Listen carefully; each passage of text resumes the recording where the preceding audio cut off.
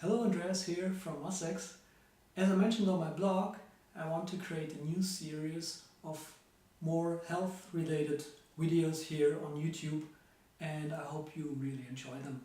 So the first video in the series is going to be about good posture, because as I'm working a lot on the computer and I also spend a lot of time with the computer in my free time, I'm kind of interested in this. So basically why I find this interesting to talk about is not because there isn't enough material out there already, but because along the people I follow, I think there is a certain kind of misconception about good posture. And as I'm sitting on this ball, I'm trying to actually keep a good posture as well. So what a lot of people get wrong about having a good posture, when you tell them, sit upright, they basically do this. So what actually happens is not that they get into a good posture, but that they are over-exaggerating their muscle weaknesses, or as they are oftentimes called, muscle imbalances. So basically what happens is this: when I stand like this, hope you can see this, and I tell myself to just get up, basically, you see that and obviously I'm over exaggerating here, but you see that my lower back is curved much more than my belly here. But watch what happens when I just contract my abs a little. So we get from this into this. Do you see what's happening here?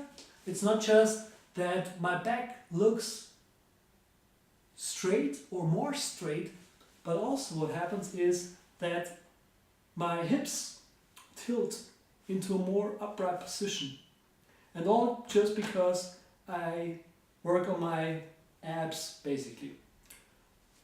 Now, I'm getting into the bad position again.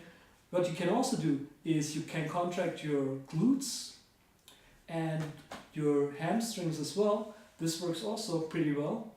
You can do this at home as you watch this video. You can just try it out yourself, but you can also be the exact opposite of myself. So there are people out there who have the exact opposite muscular imbalance that basically exaggerates their spine into the other position. Now, what is happening here? Basically what happens here is that either your lower back muscles are too strong or your ab muscles are too weak. So think of your body more like you have the one side and then you have the antonym side of a particular muscle group, you would say. So if we keep talking about the lower back, basically these are your abs and your lower back muscles. What your body is trying to do here is just doing what it knows it can do. Your lower back, or my lower back, is able to do is just contract. It is very good at contracting. It is not so good at flexing or relaxing, basically. So what you would need to do, or what we would need to do to get into a more upright position, we need to strengthen the one side and stretch the other side. There are exercises out there that you can look up to strengthen one muscle group and stretch the other muscle group. Or if you are the other kind, to stretch this muscle group and strengthen this muscle group. Now, your body doesn't just end here. If you look at the spine, and I keep a link in the description, if you look at the spine, it has this S shape. And this S shape is actually, the middle part is about here, so about below your chest bones. In the upper part, when I turn around, you see that, again, I'm over exaggerating here. When I'm sitting like this, and this is a problem a lot of people have, when they sit in front of their computers, they're basically always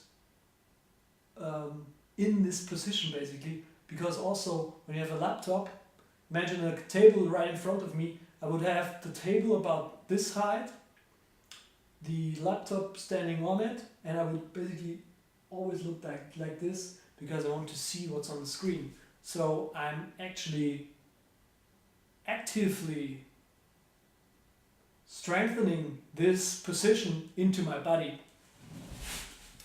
Not just that, what also is happening here when you're working with a computer, especially your laptop, you go into this position. So what happens here is your chest muscles need to contract in order for your arm to get into this position. But also think of the other side of the spectrum. Your upper back needs to stretch in order for your arms to get here. So basically what you're doing all day long is you're contracting your chest muscles. And you're also stretching your upper back muscles as well at the same time. So what you would need to do to get into more ergonomic position, you would need to open up your chest, and you see already that when I do this, I get into a more, turn around, into a more straight position, and combined that with the lower back correction, we sit much more comfortably, but also this means that we have to work actively on these muscle groups. And this is also the reason why ergonomic keyboards are most of the time have this position here with the keys standing outwards, or you basically have two parts of the keyboard, because this means you can get into this position much more easily. So what I would encourage you to do is work on your muscles more actively and think yourself into a better position. Occasionally remind yourself that this is not so good, but this is preferable instead. Don't be ruthless with yourself, because your body sometimes needs to relax, and it is okay in that case to just go into that position. There are many things that you can do to relax, but basically what you want to do is just try to keep a good posture during the day, maybe in the evening, and just occasionally remind yourself that you don't have to be sitting like this. Instead, you can sit like this. That's it for the first video. I hope you liked this one. Please give it a like. Please leave me some comments that I know you want to see more of this. Please also post your questions, and see you again next time. Bye!